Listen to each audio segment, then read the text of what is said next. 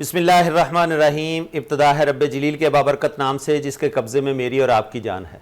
वतन अजीज़ और दयार गैर में बसने वाले तमाम ही पाकिस्तानियों को एजेंडा ऑफ द डे से सिद्दीक सरवर का सलाम। माँ एक खामोश दुआ। माँ के बारे में बहुत कुछ कहा जाता है। माँ के कदमों तले जन्नत। इस जन्नत की आज हम बात करने की कोशिश करेंगे। मदर्स डे पूरी दुनिया में मनाया जाता है। क्या माँ का कोई दिन होता है? क्या एक दिन मना लेने से माँ की कदर कीमत या जो माँ का नेमुल बदल है, जो उसने कुर्बानियाँ दी, क्या वो पूरी हो जाती हैं? या हमें साल हा साल पूरा साल माँ का दिन मनाना चाहिए? माँ हर वक्त हमारे साथ रहती है। उसकी दुआ कभी भी अपनी औलाद से पीछे नहीं होती। अपनी नींद में, अपनी ख्वाहिशों में, अपने बच्चों के मुस्तकबिल में माँ ज़िंदा रहती है। जिसके हाथों में मेहनत की खुशबू नज़र आती है, जिसके चेहरे पर थकन के बावजूद शफ़क़त की रोशनी कभी कम नहीं होती, उसे माँ कहते हैं। माँ वो रोशनी है जो अंधेरी राहों में भी रास्ता दिखाती है। माँ वो छाँव है जो धूप में भी बच्चों को ठंडक देती है।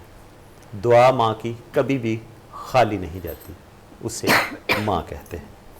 माँ की गोद वो पहली जगह है जहाँ बच्चा सुकून पाता है। शायद ज़िंदगी में माँ बच्चे के किसी दिन रोने पे ना तड़पी हो, सवाए उस पहले दिन के जब वो दुनिया में आता है तो माँ खुश होती है। वो खाना जो माँ के हाथ से पका हो, वो तसल्ली जो सिर्फ माँ दे सकती है, उसका नेमल बदल दुनिया में कहीं नहीं मिलता। आज हम बात करने की कोशिश करेंगे माँ। माँ क्या चीज़ है? मदर्स डे को सेलिब्रेट करते हैं पूरी दुनिया में। क्या वाकई मदर्स डे सेलिब्रेट करना सिर्फ और सिर्फ माँ का हक अदा करने के लिए एक दिन काफ़ी? ऐसा नहीं है। आज हम इसके ऊपर बात करेंगे और मेरे साथ आज ऐसी माएँ मौजूद हैं जो प्रोफेशनल वर्किंग वुमेन हैं। अपनी ज़िंदगी के अंदर घर के साथ साथ अपनी प्रोफेशनल लाइफ को भी कंटिन्यू रखती हैं। किस तरह से वो मैनेज करती हैं? मिलीनियर की माँ आज की जेन ज़ी को किस तरह से ट्रेंड करने की कोशिश करती है? जब वो जवान थी तब उसने क्या सुहाने ख्वाब देखे थे? आज वो अपनी औलाद को, अपने बच्चों को किस तरह से आने वाले दिनों के लिए तैयार कर रही है। मैं वेलकम करूंगा आज के अपने पैनल में अपने खुसूसी इस ट्रांसमिशन में जो हमारी आज की माएँ मेरे साथ मौजूद हैं। मैं सबसे पहले वेलकम करूंगा मेरे सीधे हाथ पे कॉरपोरेट ट्रेनर हैं, कॉरपोरेट वर्ल्ड के अंदर एक अपना मकाम रखती हैं, मैडम फरियाल सेठी साहिबा। अस्सलाम वालेकुम। वालेकुम अस्सलाम। मैडम फरियाल कैसी हैं आप? बेहतरीन। आपको भी मदर्स डे मुबारक और बहुत शुक्रिया, आप अपना कीमती वक्त निकाल कर तशरीफ लाए। थैंक यू सो मच और आपको भी मुबारक। मैं वेलकम। आज मेरी दूसरी गेस्ट बिनते हवा एक माँ हैं, लाइफ कोच हैं, ज़िंदगी के उतार चढ़ाव को बहुत करीब से देखती हैं। उनसे भी बात करेंगे। मैं वेलकम करूंगा madam Shireen Khan, life coach को। अस्सलाम वालेकुम। वालेकुम अस्सलाम। मैडम शीरीन कैसी हैं आप? अल्हम्दुलिल्लाह। बहुत शुक्रिया आपका भी, आप अपना कीमती वक्त निकाल कर तशरीफ लाई। बहुत शुक्रिया आपका बुलाने का। मैं आज अपनी तीसरी मेहमान को जो मेरे बाएं हाथ पे बैठी हैं उनको भी वेलकम करूंगा। कॉर्पोरेट वर्ल्ड में हेड ऑफ एचआर भी रही हैं। एचआर की बहुत सारी रिस्पॉन्सिबिलिटीज़ होती हैं कॉर्पोरेट वर्ल्ड के अंदर, और साथ ही में वो एडवोकेट भी हैं। मैं वेलकम करूंगा मैडम एडवोकेट अस्मा राशिद साहिबा को। अस्सलाम वालेकुम। वालेकुम अस्सलाम। मैडम अस्मा कैसी हैं आप? मैं ठीक हूँ। आपका भी बहुत शुक्रिया, आप कीमती वक्त निकाल कर तशरीफ लाए। बिल्कुल, ये तो हमारा ऑनर है कि आपने हमें बुलाया और हम अपने तासुरात भेज सकते हैं कि कैसे मदर्स डे पे क्या क्या चीज़ें हैं जो हम माएँ महसूस करती हैं। बहुत शुक्रिया। मैं चलूँगा अपने राइट हैंड पे, जैसे मैडम फरियाल का मैंने सबसे पहले तारुफ करवाने की कोशिश की थी। मैडम फरियाल, माँ एक ऐसा लफ्ज़ जब मुंह से निकलता है तो एक मिठास फील होती है, अंदर तक एक सुकून। इस नाम में इतना सुकून, अल्लाह पाक ने इसके पांव तले जन्नत रखी। आप क्या समझती हैं, माँ का रुतबा पाना आसान काम है? नहीं, ये आसान नहीं है। इसके लिए मेहनत करनी पड़ती है। मगर मैं आपको बताऊं, वंस आप एक माँ बन जाए ना तो वो एक ऐसे है जैसे कि वो चीज़ ऑन हो जाती है अंदर। अब वो ऑन हो गई ना तो ऑटोमेटिकली जो फैक्टर है ना, वो जो डिवाइन फैक्टर है उसके अंदर कि अल्लाह की रिफ्लेक्शन एक पेरेंट में, स्पेशली एक माँ में नजर आती है, वो ऑटोमेटिकली ऑन हो जाती है। आप चाहें भी ना कि आप अपने जहन से फिक्र निकाल दें, आप नहीं निकाल सकते। अल्लाह, ये नेचुरल है, ये नेचुरल है। No doubt. ये अल्लाह ताला की तरफ से that's how the system is, ये उसका सिस्टम है और हम उसका हिस्सा हैं। And I feel I am blessed that I am a mother, माशाल्लाह। ठीक है। And no mother is perfect and not does she have to be, उसके ऊपर कोई वो नहीं है कि वो परफेक्ट हो या वो माँ होना खुद एक मतलब ये भी प्रोसेस है बाय द वे, लर्निंग का और ये एवोल्यूशन एक का। वो मोहब्बत का वर्ड है जिसको डिफाइन करने के लिए अल्लाह पाक ने दुनिया में जो मिसाल दी जाती है कि अल्लाह 70 माओं से ज्यादा प्यार करता है। कहीं ये नहीं कहा गया कि 70 महबूबों से ज्यादा प्यार करता है, 70 बापों से ज्यादा प्यार करता है, भाइयों से, बहनों से, हर किसी की अपनी एक मोहब्बत है। मैडम शीरीन को शामिल गुफ्तगू करूंगा, ये जो अल्लाह पाक की तरफ से इजहार का जरिया दुनिया में हमें बताया गया, आप बीइंग ए लाइफ कोच क्या समझती हैं कि ये जो मोहब्बत का इजहार करने के लिए माँ के वर्ड से तशबीह दी गई कि अल्लाह पाक 70 माओं से ज्यादा प्यार करता है, तो यकीनन उस मोहब्बत को, उस ममता को समझने की जरूरत है। आप क्या समझती हैं? जी बिल्कुल ऐसे ही है, क्योंकि माँ की मोहब्बत जो है वो अनकंडीशनल होती है।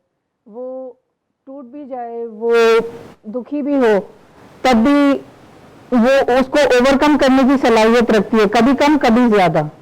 क्योंकि हम जैसे कि मैम फरियाल ने कहा कि हम परफेक्ट नहीं हैं, हम भी इंसान हैं, हम भी दुख तकलीफ महसूस करते हैं, थोड़ा सा अपने उसमें मशगूल भी हो जाते हैं कि भाई मेरे साथ ऐसा हुआ। लेकिन एक बच्चे की आवाज़ आई और उसने माँ कहा, वो सब कुछ भूल के उस तरफ उसकी जाने बढ़ गई। हाँ, चाहे वो कब से नाराज हो, चाहे वो कितना ही ना मिले, कुछ भी हो, ये माँ के जब एक माँ ऐसी है तो उसको 70 से आप मल्टीप्लाई कर लें। तो जब हम अपने रब की तरफ पलटते हैं तो वो तो हमें फिर दूर से वेलकम कर लेता है कि हाँ मेरे बंदे, बता क्या चाहिए तुझे। जी, वो अनकंडीशनल लव जो है ना कि इसमें शराइत नहीं है, अनकंडीशनल है मोहब्बत, और उसको फिर आप 70 से मल्टीप्लाई करें। मैं मैडम अस्मा राशिद को भी शामिल गुफ्तगू करूंगा, जिस तरह से बड़ी मिठास भरी बात बताने की कोशिश की मैडम शीरीन ने। इतना खालस रिश्ता जिसमें कोई मिलावट हमें नहीं मिलती, दुनिया में कहीं और है? माँ का नेमुल बदल कुछ है? नहीं, माँ का नेमुल बदल तो कुछ भी नहीं है, क्योंकि आप जब बच्चे का पैदा होता है, जब ही से वो माँ के अंदर से जब आता है, तो वो उस वक्त से जो माँ को उसके साथ एक कनेक्शन होता है, वो किसी और का तो हो ही नहीं सकता, क्योंकि वो एक माँ की क्रिएटिविटी है। जैसे हम दुनिया के असाइनमेंट्स करते हैं और उसके अंदर हमें लगता है ये हमने बनाया, ये हमने अचीव किया, इसी तरह एक बच्चा एक माँ की अचीवमेंट है जिसपे वो हमेशा प्राउड फील करती है, चाहे वो किसी भी किस्म का हो। बच्चा ना है, लो बच्चा कैसा भी हो, लेकिन माँ कभी भी उसको डिसोन नहीं करती। हाँ, माँ कभी डिसोन नहीं करती। यहाँ तक कि आप देखें कि माएँ कई उन बच्चों, जिन माओं के पास वो औलाद होती है जिनमें कोई ना कोई अल्लाह ताला ने जिनको स्पेशल बनाया होता है, माँ उस बच्चे से भी मोहब्बत कर रही होती है जिसको सारी दुनिया, हाँ, जिसको सारी दुनिया जो है वो एक्सेप्ट नहीं कर रही होती, लेकिन माँ के लिए वो भी एक खास चीज होती है। तो माँ से ज्यादा खास तो किसी की मोहब्बत हो ही नहीं सकती। मैं मैडम फरियाल दोबारा आपकी तरफ आऊँगा। माँ अपनी ज़िंदगी का बेहतरीन वक्त, वो जवानी के दिन, एक 20-22 साल की लड़की की जब शादी होती है तो उसके जो ख्वाब होते हैं वो अनलिमिटेड, और उनको मेरे ख्याल में मैयर करना बहुत मुश्किल होता है। जब वो माँ बनती है और अपनी ज़िंदगी के वो जो कीमती लम्हात होते हैं, रात को बच्चा उठ के रोया या वो उसने बेड पे कुछ कर दिया तो वो गीली जगह पर खुद लेट जाती है, ये जो बेहतरीन वक्त होता है, ये कौन सा ऐसा मोहब्बत होती है जिससे वो अपनी ज़िंदगी के वो अनकंडीशनली लव जो है ना वो बच्चों के ऊपर खर्च कर देती है अपनी ज़िंदगी के? ये डिवाइन लव है, क्योंकि जिस तरह अभी शीरीन ने बताया कि, और आपने मेंशन किया कि अल्लाह ताला ने अपने आप को 70 माओं से शबीह दी है कि मैं इट्स अ रिफ्लेक्शन। बिल्कुल, a mother is a reflection of अल्लाह's लव। तो ये कैसे, ऐसा आपने कहा, कैसे मेजर हो सकता है, और कैसे हो सकता है कि माँ उस गिरी जगह पे ना लेटे, और कैसे हो सकता है कि माँ उस बच्चे के लिए ना जागे? ये एक्चुअली हो ही नहीं सकता। All of these women sitting here यही कहेंगी कि नाराज हो, परेशान हो, अपनी तकलीफ हो, कुछ भी हो, बच्चे की आवाज आई, सब एक तरफ, और माँ कूद के बच्चे के पास। ये दिस इज अल्लाह's लव, दिस इज अल्लाह through the mother, this is divine love. ये ह्यूमन लव है ही नहीं। तो ये कितना, इसको नापने तोलने का पैमाना, जैसे आपने कहा कि कोई इंडेक्स लेवल तो हो ही नहीं सकता कि जिससे हम इसको परख सकें या नाप तोल सकें। ये जो जिंदगी का बेहतरीन वक्त होता है औलाद के लिए खर्च कर देती है, तो उसको उम्मीदें क्या होती हैं फिर औलाद से कि ये जब बड़े होंगे तो मुझे इसका रिटर्न देंगे? क्या कोई रिटर्न के बदले कर रही होती है या क्या होता है? जैसे शीरीन ने आपको पहले बताया, अनकंडीशनल, ये रिटर्न तो माँ सोचती ही नहीं है। माँ अपनी कैपेसिटी में अपना बेस्ट देती है, और माँ का बेस्ट पता है क्या होता है? अपने आप को एग्जॉस्ट करके देती है वो अपने कॉस्ट पे देती है, and not with this goal कि मुझे कुछ मिलेगा, विद दिस ड्रीम कि इस बच्चे को कहीं पहुंचा दूं, इसका ये डैमेज इससे बचा लूं, इसको नुकसान से, उसको तकलीफ से, दुख से बचा लूं। दुनिया में अगर कोई चाहता है कि मेरी औलाद मुझसे भी आगे बढ़े तो वो सिर्फ वालिदैन हो सकते हैं। जी, वो बाकी वालिदैन। तो पूरी दुनिया में हर कोई गिराने के लिए लगा होता है कि कहीं मुझसे आगे ना निकल जाए। हाँ, सिर्फ वो एक पेरेंट्स ऐसे होते हैं जो चाहते हैं कि मेरी औलाद जो है ना या। वो हमसे आगे निकल जाए। मैं मैडम शीरीन आपकी तरफ आऊंगा। आप मिलीनियर हैं, आपने एक वो दौर देखा जब आज के डिजिटल दौर से और आज के ये जो हम टेक्नोलॉजी के इतने ज़्यादा दौर के, आपकी जो जवानी और वो दिन गुजरे वो कुछ अरसा पहले के, आज की जो जेंजी है ये जब माँ बनेगी तो आप क्या समझती हैं इसके अंदर भी वही ममता, वही सारी चीज़ें होंगी जिसने तरबियत यूट्यूब और गूगल से लिया, ना कि नानी दादी और माँ से? तो क्या समझती हैं कि बीइंग ए मदर आज हम अपनी जो जेंजी तैयार कर रहे हैं, कल को जब ये माँ बनेगी तो कैसी माँ होगी? अच्छा, मज़े की बात यह है कि इसमें दो पहलू हैं। ओके। एक पहलू ये है कि जैसे मेरी तरबियत हुई, मैं ज़ाहिर है उस एरा की हूँ जब ये टेक्नोलॉजी नहीं थी, लेकिन मेरे जो पेरेंट्स थे वो वैल्यू बेस्ड पेरेंट्स थे, मिशन विजन वाले पेरेंट्स थे, और एक एक चीज़ वो सिखा के बता के रिपीटेडली उसको एक्सप्लेन करते थे कि ये यूं है, ये यूं ज़रूरी है, तो वैल्यूज़ मुसलसल वो सिखाते रहते थे। फिर मैंने बीच में वो टाइम भी देखा, और ज़ाहिर लाइफ कोचिंग के सिलसिले में वो बच्चे देखे, वो माएँ देखी जो कि बहुत ज़्यादा, जैसे अभी आपने जिक्र किया कि तवक्कुआत जनरली नहीं होती, लेकिन कुछ ऐसी माएँ भी हैं जो बहुत ज़्यादा तवक्कुआत रखती हैं और रखी उन्होंने, और उसकी वजह से जी होती है ना कि अपने बच्चों से, औलाद से, कि ये बड़े होके ये देंगे सिला या इस तरह का कुछ अच्छे इंसान बनेंगे, माँ की कोशिश तो होती है। कुछ इमोशनल ब्लैकमेल वाली चीज़ होती है कि मैं तुझे दूध नहीं बख्शूंगी वगैरह, इस तरह की वो तो बहुत ही किसी एक्सट्रीम लेवल पे जाके फिर वो इस तरह की बात करती है। है। वो उनकी इनसिक्योरिटीज होती है ना कि मेरा क्या होगा तो मेरे बच्चे ही करेंगे, वो भी एक कैटेगरी, मतलब वो भी ऑब्जर्व की मैंने। और उसके बाद फिर जेनजी, लेकिन मजे की बात यह है कि मुझे सिर्फ उम्मीद ही नहीं है, मुझे यकीन है कि जेनजी हमसे बेहतर होगी, क्योंकि वो बहुत ही ऑब्जर्वेंट हैं। वो खामोश थे, लेकिन खामोशी से और यूट्यूब वगैरह की वजह से उनका जहन ज्यादा खुला हुआ है, उनके दिल और दिमाग ज्यादा खुले हुए, उन्हें ज्यादा समझ आती है कि क्या चीज़ सही हो रही है, क्या नहीं हो रही। और वो जैसे बचपन में लतीफ़ों की किताब में पढ़ते थे कि मैं बच्चों की तरबियत के ऊपर किताब ले रहा हूँ, तो दुकानदार कहता है कि आप अपनी अम्मी के लिए ले रहे हैं? कह रहे नहीं, मैं अब खुद पढ़ने के लिए कि मेरी अम्मी सही तरबियत कर रही है कि नहीं। तो ये भी एक मच मोर अवेयर, उन्हें ज्यादा मालूम है, उन्हें बाउंड्रीज का ज्यादा पता है, वो अपनी बाउंड्रीज का ख्याल ज्यादा रखते हैं। ये वो चीज है जो हमें मिसिंग थी। ओके, मैं यही क्वेश्चन जो है ना मैडम अस्मा राशिद की तरफ लेके चलूंगा। मैडम अस्मा, जिस तरह से बड़ी डिटेल में जेंजी की बात करने की कोशिश की कि जेंजी जो है वो आजकल की हमसे ज़्यादा अवेयर है, टेक्नोलॉजी है, यूट्यूब और गूगल पे देखती है, लेकिन क्या नेमुल बदल हो सकता है? जो हमने तरबियत माँ से, दादी से, नानी से रात को बैठ के स्टोरियाँ सुनते थे, जो नानी दादी तरबियत का आंसर जो होता था, आज यूट्यूब और गूगल वो कर सकता है? देखें, जेनजी नो डाउट यूट्यूब और गूगल से बहुत ज़्यादा इन्फॉर्मेटिव है, ठीक है, वो गुड और बैड सब इन्फॉर्मेशन ले रही है जैसे कि शीन ने कहा, और उसको कंज्यूम भी कर रही है। लेकिन अगेन जो घर के पेरेंट्स हैं वो उसको अनअटेंडेड नहीं छोड़ सकते। अगर जेनजी जो है, चूँकि वो बहुत ज़्यादा समझदार है और ऑलरेडी इन्फॉर्मेटिव है, अब एज अ पेरेंट्स हमारी गाइडेंस ये होनी चाहिए कि what is a good information and what is a bad information. इखलाकी कदरें कहाँ से सीख रहे हैं ये उनको फिर हम घर से ही सिखा सकते हैं। जैसे कि हम घर में फैमिली मेम्बर्स बैठे तो वो जो इन्फॉर्मेशन शेयर कर रहे हैं वो हम बताएं। हमें बहुत ज़रूरत है कि हम भी अपने में एक चेंज लाएं कि हम एक ओपन कम्युनिकेशन करें जेनजी से, क्योंकि जेनजी वो देख रही है जो पहले हमारे माँ बाप हमसे डिस्कस नहीं करते थे। हमें तो बड़े होते तक बहुत सी ऐसी बातें नहीं पता थी जिसको माँ बाप अखलाकियात कह के पीछे कर देते थे। आज तो 8 साल के बच्चे को, बच्ची को वो सब पता होता है जो कि हम शायद शादी के बाद भी डिस्कस नहीं कर सकते। जी। तो वही वाली बात है कि अब जब को हमको ये पता है एज ए मिलियनियर कि भाई इनको ये चीज़ों की इंफॉर्मेशन है, now is our job to guideline there कि उनको गाइडेंस कैसे करें कि वो लोग जो है बिल्कुल सही उस इंफॉर्मेशन का यूज़ कर सकें। मैडम उसमें मुझे ना एक ब्रेक का इशारा हो रहा है, यहाँ जी, पर sure। ब्रेक लेंगे फिर इसको जी, जी, कंटिन्यू बिल्कुल, करेंगे। बिल्कुल। नाज़रीन, आज हम बात करने की कोशिश कर रहे हैं, सलूट पेश कर रहे हैं उस माँ को जिसने 6 बच्चों को पाला। पिछली अगर हम जनरेशन की बात करें तो 8-8, 10-10 बच्चे भी नॉर्मल होते थे, लेकिन आज के दौर में जेंसी जो है ये किस तरह की तरबियत ले रही है और आगे आने वाली जनरेशन की ये तरबियत किस तरह से कर पाएगी। यहाँ पर लेंगे एक छोटा सा ब्रेक, ब्रेक से लौट के आएंगे। Stay tuned.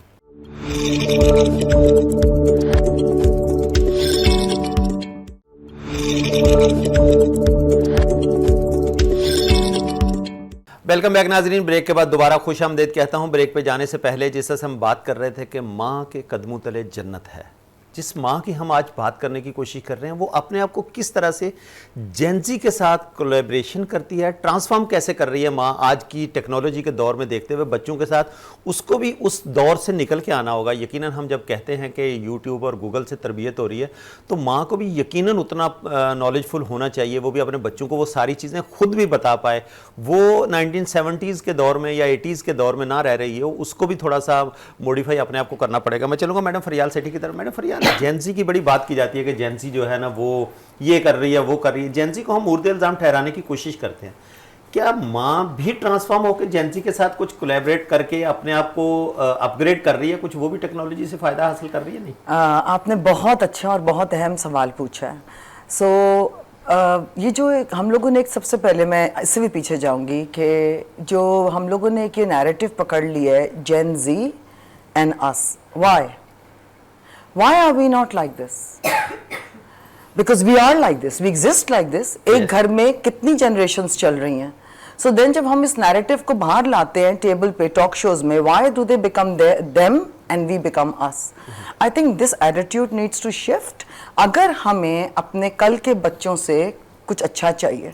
So I have a lot of great hope from Gen Z। मेरे अपने घर में सब Gen Z हैं and जिस तरह आपने सवाल पूछा उसका जवाब है yes।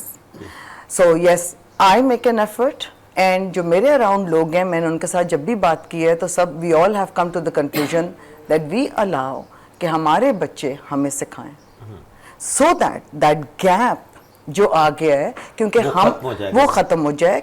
हम जिस टाइम पे हम एक्चुअली फंस गए हैं, जो हमारी जनरेशन है वो इस तरह फंस गई है कि टेक्नोलॉजी एंड वो मैनुअल फार्मूला जो चल रहा है, सो वो एकदम इट जस्ट स्टेप्ड। सो हमें एक तो वो AI और फलाना और जो बच्चे आजकल फटाफट चीजें कर लेते हैं, we physically find it, mentally find it difficult to catch up. So it's okay, it is all right.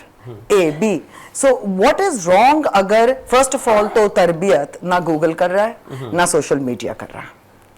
Whether we like it और नॉट, ये रिस्पॉन्सिबिलिटी हमारी है। तरबियत घर का माहौल ही कर रहा है, घर से ही होती है, स्कूल से भी तरबियत वो कभी भी तरबियत का रिस्पॉन्सिबिलिटी प्लीज डोंट, इतना इजी नहीं है कि पेरेंट्स बहुत इजीली शिफ्ट कर दें, blame it on the school, blame it on the social media which parents ने ही एक्सेसिबल बनाया है। And sorry to say, a lot of us mothers, parents, everybody खुद भी लगे हुए होते हैं। बिल्कुल ऐसा ही। So please stop blaming the जमाना and let's take the responsibility. एक रिलेशनशिप को जो है ना वो प्रभान चढ़ाने की कोशिश है कि बच्चों को दोस्त बनाया जाए, उनकी बात को समझने की कोशिश की जाए। मगर ये कोई नई चीज नहीं है। So if I were to look at my family, मेरी दादी was best friends with each of her daughters. That's great. And best friends, so like ऐसी फ्रेंडशिप, इट वाज लाइक मैंने मेरी और मेरी अम्मी की वो फ्रेंडशिप अब आके डेवलप हो रही है। जो मैं छोटी सी थी और मैंने अपनी दादी को उनकी अनमैरिड बेटियों के साथ देखा। So this is not new, human relationships have been there since Adam and Eve. तो ये कोई नई अजूबा बात नहीं है। हम लोगों ने अपने सरों पे तारीख कर लिया है टेक्नोलॉजी और उसका असर। बिल्कुल ऐसा। अच्छा, बाय द वे हम खुद भी मुस्तफीद होना चाह रहे हैं और हो रहे हैं, होते हैं सारा दिन। और क्यों ना हो, जब है टेक्नोलॉजी तो उसको यूज करेंगे। मैडम शीरी को भी मैं शामिल गुफ्तगू करूंगा। जिस तरह से मैडम फरियाल ने एक अच्छा पॉइंट उठाया कि आज की माँ जो है वो खुद मोबाइल पे लगी हुई होती है, टिकटॉक और पता नहीं कौन कौन सी साइट्स, बल्कि वो तो खाना पकाना, रेसिपीज भी सब उसी से सीख रही होती है। और बच्चा अगर रो रहा है तो उसको भी मोबाइल गैजेट्स पकड़ा देती है। ये क्या अच्छी तरबियत हो रही है? ये तो मतलब ऑब्वियस है कि नहीं, बिल्कुल नहीं हो रही। और मतलब सबसे ज्यादा मज़ा भी आता है, हंसी भी आ रही होती है ऐसी माओं के ऊपर जो कहती है कि मेरा बच्चा 4 साल का है और वो तो मोबाइल छोड़ता ही नहीं है। बहन दिया किसने था? मतलब हाउ कैन, अभी आपसे 3 साल का बच्चा संभल नहीं रहा तो मतलब आप आगे क्या करेंगी? टीनेज तो 18-20 साल का जब होगा उसको बेगम ही आके संभालेगी, फिर आपके पास का तो नहीं रहेगा। No sorry, even not that, इस तरह से होता ही नहीं है। मैं उनसे सवाल ये करती हूँ कि आपने शादी क्या सोच के की थी? आप क्या तैयार थी कि आप किस रिलेशनशिप में जा रही हैं? वो 3 दस्तखत करके आप समझते हैं कि जी कबूल है, कबूल है, कबूल है के साथ license of parenting, license of this and license, ऐसे नहीं होता। आपके पास, चलो हमारे यहाँ पाकिस्तान में बहुत आसान है, लाइसेंस मिल जाता है, लेकिन गाड़ी चलानी नहीं आ सकती। आपको एक्चुअली सीखना पड़ेगा, चाहे आप इंस्टीट्यूट से घर कैसे चलाना है, तो घर कैसे चलाना है, एक इंसान की तरबियत कैसे करनी है और क्यों करनी है, पाकिस्तान कैसे बनेगा, पाकिस्तान की उम्मत की तरबियत होगी कैसे, ये हमारे, इसीलिए हमें 3 गुना ज्यादा काम करना है जब ही हमें जन्नत मिल रही है, ऐसी मुफ्त में प्लेट में रख के नहीं मिल रही है। तो हमें उसके लिए काम करना होगा, ये तरबियत हमें खुद करनी होगी, हमें मिशन विजन के साथ पेरेंटिंग करनी होगी, तभी ये मामला होगा। ये मोबाइल अल्टरनेट नहीं है पेरेंटिंग। देखिए ना, कहा यह जाता था कि माँ 15 पारे की हाफिज, जब वो खाना बना रही होती थी, कुरान की तिलावत कर रही होती थी, जब बच्चा पैदा हुआ तो वो 15 पारे का हाफिज। तो ये माँ से ट्रांसफर होती हैं चीज़ें जीन्स के थ्रू, जो हम उसकी जेनेटिक्स की बात करते हैं। तो बच्चों को जब तरबियत, हम अपनी तरबियत पहले करेंगे तो बच्चों की तरबियत होगी ना। एग्जैक्टली और फिर सिर्फ अरबी सिखा दी, तर्जुमा सीखा ही नहीं, उसको आता ही नहीं, तो क्या फायदा हुआ? कॉन्शियस पेरेंटिंग है, लिविंग डेलिबरेटली है इस्लाम का जो तरबियत है सारी बेसिक। क्यों कि आखिरत में आपको ये होगा, वो आखिरत का कॉन्सेप्ट ही इसलिए दिया गया। अगर आप आकिबत अंदेशी से काम नहीं करेंगे तो अभी पेरेंटिंग से क्या फायदा? बहुत सी माएँ ऐसी भी हैं जो कह रही हैं कि मैं कर्जे लेके भी किसी तरह से अपने बच्चों को ब्रांडेड कपड़े पहनाती हूँ, लेकिन तमीज नहीं है उनमें। तो वो ब्रांडेड का और उसका खर्चा करने का फायदा क्या हुआ? वो तो एक शोबाजी दुनिया को दिखाने के लिए, सोसाइटी में आप एक अपने आप को वैल्यू, मतलब अपनी नाक नीचे न हो जाए कहीं। हाँ, तो वो जो फिजिकल नीड्स खाली नहीं चाहिए बच्चे को, मेंटल नीड्स, उसकी मेंटल डेवलपमेंट जरूरी है, उसकी इमोशनल डेवलपमेंट जरूरी है। वो जो मैस्लो का ट्रायंगल है वो हमें समझाता है कि ये सारी चीजें होके और इवेंचुअली सेल्फ एक्चुअलाइजेशन, यानी खुदी का जो कॉन्सेप्ट इकबाल ने दिया है, वहां तक हमें पहुंचना। आज की जनरेशन कहाँ खुदी को उसको समझ आएगा? खुदी तो आजकल सिर्फ सेल्फी को समझते हैं कि सेल्फी शायद खुदी है। मैं मैडम अस्मा राशिद की तरफ आऊँगा। मैडम अस्मा, बड़ी डिटेल में, बड़ी जो है ना मज़े की गुफ्तगू चल रही थी मैडम शीरीन के साथ। आप मुझे ये बताइए कि माँ 6-6, 8-8 बच्चों को पाल लेती है, संभाल लेती है, इसकी भी फिक्र, उसकी भी फिक्र, उसने क्या खाना है, उसने क्या पहनना है, उसको क्या पसंद है, उसको क्या नहीं पसंद, ये सारी चीज़ों का ख्याल। ये सारे बच्चे जब बड़े हो जाते हैं, एक माँ बाप उनसे जो भी, मतलब माँ या बाप बुढ़ापे में जो भी मिले, उसको संभालना मुश्किल हो जाता है। हमारे ओल्ड एज होम आबाद हैं, ये कैसे माँ बाप को कैसे, मतलब ये हम कहाँ तरबियत को फुकदान कहेंगे, आज की जनरेशन का गैप कहेंगे, क्या कहेंगे? पहली बात तो ये कि आप जो माँ बाप को ना पालने वाली बात कर रहे हैं वो हर जनरेशन में है। Good and bad is in every generation. हम इसको ये नहीं कह सकते। पहले कभी भी इतने हमें सुनने को नहीं मिलता था, ज्यादा आबाद नजर नहीं आते जी, थे। इसलिए कि हमसे जो पिछली वाली जनरेशन थी वो जॉइंट फैमिलीज पे बिलीव करती थी और एक शख्स पूरे घर की वो कर लेता था। आजकल जो ज़्यादातर फैमिलीज हैं वो न्यूक्लियर फैमिलीज को काउंट कर रही हैं। इसी लिहाज से, जिस लिहाज से जैसे बाहर का माशरा है, जब हम बच्चों को दूर करेंगे तो बच्चे भी हमसे दूर हो जाएंगे। तो एक माँ बाप को पालना इसलिए बहुत सारे बच्चों के लिए दुश्वार हो जाता है कि माँ बाप के तो पेट से सारे ही बच्चे निकले ना, तो माँ तो सब, माँ के लिए तो इसके लिए भी वही दर्द थी जो दूसरे के लिए है, तो माँ ने तो उसको कर लिया। लेकिन ये बच्चे जब बड़े होते हैं, ये माँ बाप के लिए शायद वो कंसर्न ना रखें जो अपने बच्चों के लिए रखते हैं। बिल्कुल ऐसे ही। तो इसीलिए इनके लिए, और फिर दूसरी बात ये कि एक इंसानी फितरत के तहत जब हम बड़े होते हैं तो उसमें तू और मैं आ जाता है। ठीक है कि तुमने मैं ये किया तो मैंने ये किया, तुमने ये नहीं किया, उस चक्कर में आपस में भी आ जाते हैं। क्योंकि जब आपकी फैमिलीज बढ़ती है तो बहुत सारी आउटर थॉट्स बीच में आती हैं। जो भी आपके पार्टनर्स होते हैं वो एक अपनी फैमिली से आते हैं, इसमें मैं किसी को पॉइंट आउट नहीं कर रही, लेकिन फिर उससे आपकी थॉट्स में थोड़ा थोड़ा चेंज आता है, फिर वही चीज़ें जो है आगे आपको मुश्किल करती हैं कि आप एक माँ बाप को पाल सके। इसीलिए कहते हैं कि बहुत सारे बच्चे एक माँ बाप पाल लेते हैं, लेकिन माँ बाप सारे बच्चे मिलके एक माँ बाप को पालना क्योंकि जाना। उसमें और आउटर थॉट्स आ जाती हैं, वो एक बड़ा वो बन जाता है। हम यूँ समझ लें कि जिस तरह एक अब टेक की हम बात कर रहे हैं, ग्लोबलाइजेशन हो गई है, अब हम तीतर बटेर होते जा रहे हैं। हर मुल्क में आप जाएं, कुछ इधर की चीजें होती हैं, कुछ अपना कल्चर होता है, कुछ आउटर ऐसा ही कल्चर है। होता है। बिल्कुल यही एक फैमिली का भी सेटअप है। जब वो एक ज्यादा लोग हो जाते हैं, फिर डिफरेंट कल्चर्स मिलते हैं, तो बस वो उसी हिसाब से फिर माँ बाप की भी जो वैल्यूज हैं वो कम होने लगती हैं। तो ये सब जनरेशंस में है। आई डाउट इट कि इसको सिर्फ हम टैक्स से रिलेट नहीं करें। रिलेट कर सकते। मैडम फरियाद आपकी तरफ दोबारा आऊँगा। माँ बाप से दुआ के लिए बोला जाता है कि मेरे लिए दुआ करें, बच्चों के लिए दुआ करें। क्या माँ बाप को दुआ के लिए बोलने की ज़रूरत होती है या उनके दिल से तो हर वक्त दुआ निकल रही होती है? तो माँ बाप को दुआ के लिए बोलना चाहिए, ये क्या होता है? क्या हाँ बोलें, माँ बाप को दुआ के लिए बोलें और जितना फायदा उठा सकते हैं उठाएं। क्या माँ बाप वैसे देखिए, बोलने के माँ बगैर भी तो दुआएं बाप कर रहे नहीं, वो होते कर रहे हैं, वो कर रहे हैं, मगर एक फोकस्ड दुआ है। एक बच्चे की कोई जरूरत है, फॉर एग्जाम्पल वो किसी एग्जाम के लिए जा रहा है एंड माँ तो कर ही रही है, बट वो किसी चीज पर अटेंशन डाइवर्ट उसकी कराता है कि एग्जाम की मम्मा तैयारी करने से पहले माँ उसके लिए दुआओं की तैयारी वो कर कर रही रही होती है, वो कर रही है, बट मे बी वो आके ये बताता है कि मम्मा मुझे ये आता तो है बट इस चीज से मैं घबराता हूँ। तो आप दुआ करना कि मेरे अंदर इतना कॉन्फिडेंस हो, या तो सवाल ही ना आए या मेरे अंदर इतना कॉन्फिडेंस हो एंड मैं आंसर कर लूँ। Now there is a focus, it's okay. So मैंने अपनी फैमिली में भी एक देखा है, वन ऑफ माई आंट्स, उनको सब दुआ के लिए कहते थे और उनके बच्चे उनको स्पेसिफिक चीज़ों के लिए दुआ के लिए कहते थे, एंड बिलीव मी, जो वो दुआ करती थी, फोकस दुआ, वो उन बच्चों को मिला। माँ बाप खुश होता है ना जब उनसे कोई चीज मांगने के लिए हम जब दुआ के लिए बोलते हैं तो माँ बाप को खुशी फील होती है कि ये मेरे पास आ रहा है, मेरी दुआ की जरूरत। हालांकि वो तो हर वक्त दुआ दे रहे हैं। एक्नॉलेजमेंट है, वो एक पेरेंट की एक्नॉलेजमेंट है that I need you and I value you, I value you. Madam Sheeri, घर में बुजुर्गों का होना कितना बड़ा बरकत का सबब है। घर में बुजुर्ग बेशक बैठे हुए हों, चारपाई पे हों, जिस तरह के भी वो हों, कितनी बरकत होती है घर में बुजुर्गों की?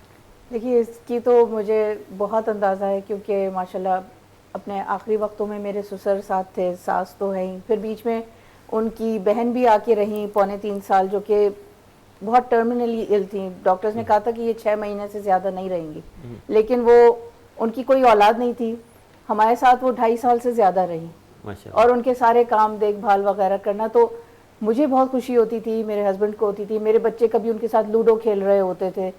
तो ये सारी चीज़ें एक होता है, बट अगेन इसमें बैलेंस बहुत इम्पॉर्टेंट है।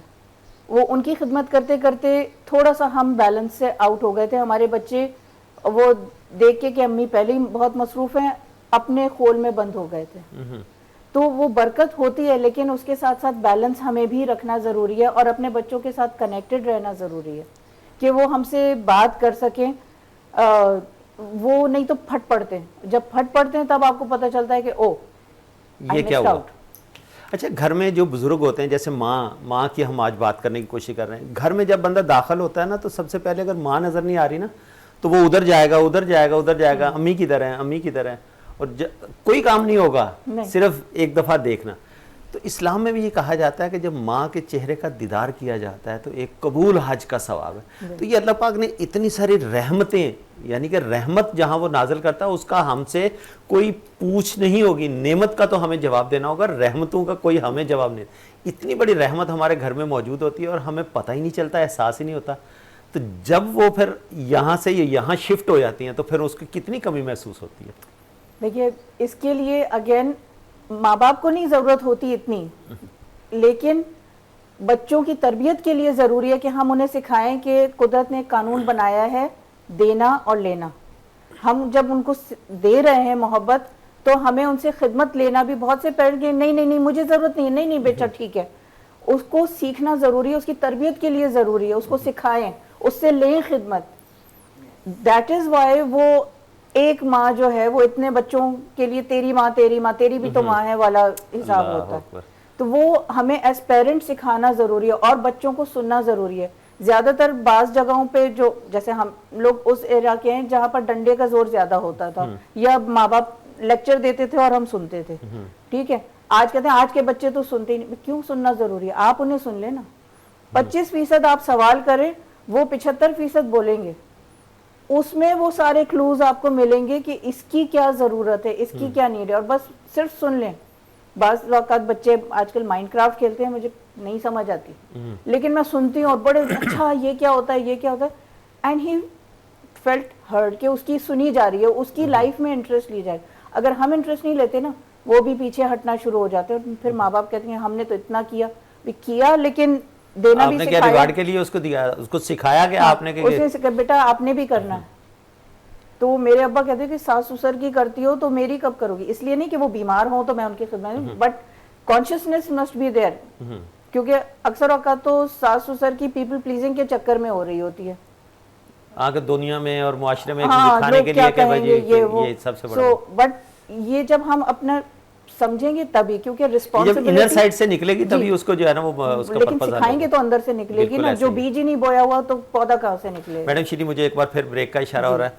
नाज़रीन, आज हम बात करने की कोशिश कर रहे हैं मदर्स डे। मदर्स डे मनाया तो ज़रूर जाता है, मदर्स डे का मकसद क्या है?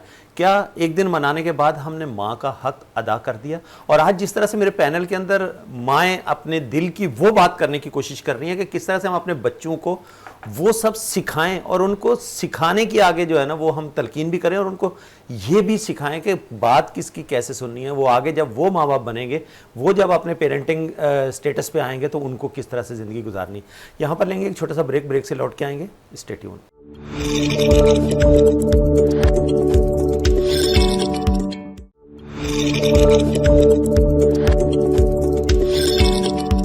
वेलकम बैक नाजरीन। ब्रेक के बाद दोबारा खुश आमदेद कहता हूँ। ब्रेक पे जाने से पहले जिस तरह से हम बात करने की कोशिश कर रहे थे माँ के ऊपर, माँ एक ऐसा टॉपिक है कि अगर पूरा दिन बात की जाए तो भी शायद तशनगी बाकी रहे, लेकिन इसके बावजूद हम अपने इस पूरी आज की बातों को समराइज़ अगर करें, कूज़े में बंद करने की कोशिश करें, क्योंकि प्रोग्राम तो अपने आखिरी लम्हात की जानिब है। माँ और बाप के बारे में कुरान में फरमाया जाता है कि उफ़ तक ना कहें इनके सामने। उफ़ की डेफिनेशन क्या है? आज की जेंसी जो है ना वो उफ़ को क्या समझती है? एक हमारे इस्लाम में और जो हमारे मिंबर से एक मौलाना जो है वो तो अपना पूरा किरदार अदा कर रहे होते हैं, लेकिन उफ़ का मतलब जिनसी समझती क्या है? मैं आज की माँओं से पूछने की कोशिश करूँगा कि वो उफ़ है क्या। मैडम फरियाद, उफ़ किसको कहेंगे? औलाद किस तरह से माँ बाप के सामने, मतलब माँ के दिल से अगर कोई चीज़ बुरी लगेगी तो उसको उफ़ समझा जाएगा, या औलाद ऊंची आवाज़ में बात भी ना करे? नहीं, मैं इसका दूसरा पहलू पकड़ूंगी। सॉरी, बिल्कुल, आप अपने पॉइंट ऑफ व्यू से उसको। जी, थैंक यू। मैं ये कहूँगी कि अगर ये इतना बड़ा चैलेंज बन गया और जेनजी को हम ये कह रहे हैं कि वो आधी तरबियत, जो मैं नहीं कह रही कि वो सोशल मीडिया से एक्सपोजर है और सारा कुछ है, तो then the mother needs to be more conscious, as Shireen said, उनको ज़्यादा कॉन्शियस पेरेंटिंग करनी होगी, विच कॉल्स फॉर पेशेंस। सबसे पहली चीज़, बी पेशेंट। आप देखें, you have to lead by example.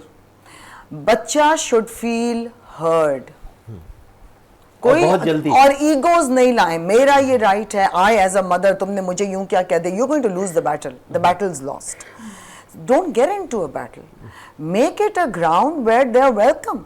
ठीक है, बच्चे ने कह दिया, ओके, बच्चा लर्न कर रहा है, उसने ऊंची आवाज यूज कर ली, आप अपनी आवाज कंट्रोल कर लेंगे तो नेक्स्ट टाइम आवाज ऊंची नहीं होगी। मतलब वो अगर आप बच्चे, यही है तरबियत, यही है कि जहाँ माँ, ये पेरेंट्स का बहुत बड़ा टेस्ट है, टेस्ट बढ़ता जा रहा है कि पेरेंट्स अपनी पेरेंटिंग क्वालिटी कितनी रेज कर रहे हैं। And who taught me this? My children. Same question आपके लिए मैडम शीरी जी। बिल्कुल, ये पेरेंट्स ही सिखाएंगे बच्चों को। अगर बच्चा फर्ज करें जज्बात में, मतलब जोर से बोल रहा है, तो उसका फौरन इंटरप्रिटेशन ये नहीं है, मतलब ये नहीं है कि तुम बदतमीज, आवाज कैसे तुमने ऊंची की। वो इमोशंस उससे कंट्रोल नहीं हो रहे, उसको समझ नहीं आ रहा, उसकी इंटेंशन, नियत आपकी साथ बदतमीजी करना नहीं है। सुकून से अगर आप सुन लेंगे, 75% सुन लेंगे ना अगर आप, तो वो बेहतर तौर पर बता पाएगा और अपने आप को काम डाउन रखे। जब आप फोर्स ही करें कि हाँ ये इम्तिहान आएगा, तो आप घबराएंगे नहीं, नहीं ये तो अभी मैंने उसको कंट्रोल नहीं किया, काबू नहीं किया, तो ये तो मेरे हाथ से निकल जाएगा। तुम नाखलफ औलाद, तुमने कैसे आवाज ऊंची की हमारे सामने। उसको समझें तो सही। That is where the test start. जैसे उन्होंने कहा कि ये हमें समझना है एज पेरेंट्स, ये हमारी जिम्मेदारी है। जिम्मेदारी का मतलब है रिस्पॉन्सिबिलिटी, बोझ नहीं है। ये तो उन बच्चों की बात होगी ना जो अनमैरिड हैं, साथ रहते हैं, एक दूसरे को समझते भी नहीं। जहां शादी हो गई और वहां बच्चे ने कुछ कहा तो बोलेंगे ये तो बेगम ने सिखाया इसको, ये तो अब बेगम की बात जुबान बोल रहा है। सोशल कंडीशनिंग है ना, तो एज पेरेंट्स हमें समझने की जरूरत है कि सास भी कभी बहू थी, हम भी आए कहानी तो, हर घर की। हाँ, कहानी घर घर की। जी जी बिल्कुल। तो हम पहले से आप यही सोचेंगे तो जाहिर है कि इसी तरह से बिहेव करेंगे। क्लीन स्लेट के साथ आए ना, तो हर लेवल पे जो है ये समझ की जरूरत है। और दूसरा भी जहन रखता है, दूसरे अपने घर में बहन भाई अलग सोच के होते हैं, रवायती सास बहू वाली सोच ना रखे। नहीं, सब इंसान है, सब इंसान है। तो इसलिए ये चीज जब हम खुद प्रैक्टिस करेंगे तो ही हम उसको आगे कर सकेंगे। वो भी उतनी ही इंसान है जितना हम है। हमारा दामाद हो गया या हमारे दामाद के लिए तो हम ये चाहते हैं ना कि बेटी की अपने घर में दामाद के साथ एक अच्छी अंडरस्टैंडिंग हो, जी। और वही अपने घर में बहू और बेटे की अगर होगी तो फिर हमें बुरी लगेगी। अब कॉन्शियस पेरेंटिंग तो ना हुई ना ये। अभी उस लेवल पे पहुंचे नहीं ना। अभी उस लेवल पे जब हाँ, पहुंचेंगे, जो नहीं पहुंचे ये जो वो तीनों अलग माया है। आज मेरे साथ बैठी हैं, अभी उस लेवल पे नहीं पहुंचे। तो हम इसीलिए हम लोगों को आगाह कर रहे हैं ना, आगाही बढ़ा रहे हैं। मैं जी इसमें कुछ कहना चाहूंगी कि देखिए, खतरे में ना पड़ा करें। हाँ, ये फेयर से जो ऑपरेट करना है ना, हाय मेरी जगह मैं मदर हूँ, हाँ, अब मेरी मेरी जगह कोई बहू और ना ले ले। कैसे ले सकती है? हाँ, अगर आपकी ये सोच है कि मेरी जगह कोई और ना ले ले, आपने प्लेट पे रख के दे दी अपनी जगह, क्योंकि आप तो खुद श्योर नहीं है अपनी जगह के बारे में। सो खतरे में ना पड़े। बेटा कहीं नहीं जा रहा, please don't be insecure, thank you, don't be insecure. बेटा कहीं नहीं जा रहा, बहू को आप ही लेकर आई हैं, उसको भी हर्ट फील कराएं, उसको भी स्पेस दें, जिस तरह आपको चाहिए थी। सास भी कभी बहू थी, आपको चाहिए थी। मेरा पर्सनली ये ख्याल है कि हमारा जो मुआशरा है ना, ये फेयर बेस्ड है। एक्सेप्ट जो है ना उसको करना जाना। We are reactive based on our fears and assumptions. fears से assumptions आते हैं। Please step out of this fear. Mothers should step out of this. Madam बिल्कुल प्रोग्राम अपने आखिरी लम्हात की तरफ है। मैडम अस्मा की तरफ चलूंगा। मैडम अस्मा, सेम क्वेश्चन आपकी तरफ कि जब हम स्पेस नहीं देंगे नए आने वाले फैमिली मेंबर को, हम शामिल नहीं करेंगे अपनी फैमिली में, एक्सेप्ट उस तरह से नहीं करेंगे, तो यकीनन दूरियां बढ़ेंगी। तो फिर वो वाला मदर का जो रोल है वो बहू के साथ भी वही होना चाहिए, बहू की भी माँ ही होनी चाहिए, दामाद की भी माँ ही होनी चाहिए। तो माँ यहाँ पर बट जाती है क्या, मुफाहमत का शिकार हो जाती है, क्या होता है? देखिए, पहली बात तो ये कि माँ को बंटने का सोच नहीं आनी चाहिए, क्योंकि वो बीवी है, आप माँ हैं, यू आर नॉट इंटरचेंजेबल। अब जहाँ तक सवाल ये है कि घर के माहौल में आप बच्चों को कैसे सिखाएंगे, मैरिड है, बच्चे बहू आए हैं। सो अगेन हमारी पूरी जो इस्लाम है वो सुन्नत को देखकर हम लोग फॉलो करते हैं। बिल्कुल ऐसे ही है। परवरिश में भी यही है, what you do others will look into it. वो उसको देखेंगे, ऑब्जर्व करेंगे। अगर आप अपनी बहू के साथ एक अच्छे खुले उसके साथ कर रही हैं कि उसकी चीज़ों को अप्रिशिएट कर रही हैं या उसके लिए आप बराबर की कर रही हैं, तो आज नहीं तो कल वो भी रियलाइज करेगी कि I have to do the same. वो तो आई एडजस्ट करने के लिए उसके माइंड में तो पहले दिन से एडजस्टिंग जी बिल्कुल, और उसको तो 6 लोगों से एडजस्ट करना है। आप तो एक ही से, आपका बेटा एक बहू आई है, उससे एडजस्ट करना है। तो हमारे यहाँ एक मिसकॉन्सेप्ट ये है कि हर चीज़ बहू चेंज करे, ऐसा नहीं है। थोड़ा बहुत माँ की भी अडेप्टेबिलिटी हो, और जो घर का माहौल है वो इसी से होगा। और मैं ये समझती हूँ, चाहे जेन जी की जनरेशन हो एज ए मदर, चाहे हमारे माँ बाप से उफ करने वाली बात हो, all comes out of your own practices. आप क्या दे रहे हैं, बच्चा वही लेगा। आपने बच्चे को शुरू के 6 साल में, डॉक्टर्स कहते हैं, जो तरबियत आप दे देंगे वो बुढ़ापे तक लेके जाएगा। मैडम, मेरा प्रोग्राम बिल्कुल अपने आखिरी लम्हात की तरफ चलते चलते, बीइंग ए मदर, आपका मैसेज हमारी जनरेशन को मैडम फरियाल क्या होगा? Be a mother. Yes. Be larger than life. Open the space for acceptance, for everybody to be themselves. There is no Gen Z, there is no millennials, there is a change. वक्त का promise ही है कि बदलता रहेगा, adapt and give space. Madam Shireen, आपका message? For Gen Z यही है कि trust yourself and trust the other person. दिल से कोई भी बुरा नहीं होता। सो एक दूसरे को समझने की कोशिश करेंगे, आप ज्यादा बेहतर जगह पे होंगे। मैडम अस्मा राशिद, चूँकि ये माँ मदर्स डे के हवाले से है, तो मैं सिर्फ इतना सा कहूँगी कि माँ हमेशा माँ है, चाहे वो मिलेनियम की हो, चाहे वो बूमर्स की हो, चाहे वो जेन जी की हो, और चाहे जेन जी आके बन के अल्फा बीटा की माँ बने। माँ माँ होती है, उसके अंदर वही जज्बा होता है, वही क्रिएटिविटी होती है, वही सब कुछ होता है जो किसी भी दौर में होता है। तो माँ का किसी चीज़ से कोई ताल्लुक नहीं सवाए मोहब्बत के और तरबियत। मैडम अस्मा राशिद आपका बहुत शुक्रिया आपके कीमती वक्त का। मैडम फरियाल सेठी आपका बहुत शुक्रिया। मैडम शीरीन आपका बहुत शुक्रिया। नाज़रीन, आज हमने बात करने की कोशिश की माँ के ऊपर। ये वो लफ्ज़ जिसकी मैंने बात की थी कि मुंह से मिठास निकलती है। माँ, ट्रिब्यूट पेश करेंगे उन माँओं को। आज मेरे साथ जो माएँ थीं उन्होंने जिस तरह से अपने मैसेज में कहा कि माँ को एक्सेप्टेबल होना चाहिए, तमाम बच्चों को साथ बराबर लेके चलना चाहिए। तकरीबन माँ के लिए तो औलाद बराबर ही होती है। चलते चलते मुझे बड़ी उम्मीद है कि इस तरह से जब हम अपनी माँ को माँ समझते हैं, इसी तरह से इन-लॉज़ को भी उसी तरह से साथ लेके चलें, अपनी फैमिली का पार्ट बनाएं। मदर्स डे के ऊपर स्पेशल अगर मैसेज की बात की जाए तो माँ मेरे रब का वो तोहफ़ा है जो मेरे लिए दिन रात रहमत है, जिसके बगैर ज़िंदगी का तसव्वुर भी अधूरा है। मुझे बड़ी उम्मीद है कि आप अपना और रियासत पाकिस्तान का बहुत सारा ख्याल रखेंगे। आज के इस एपिसोड से सिद्दीक सरवर को दीजिए इजाज़त। अल्लाह हाफ़िज़।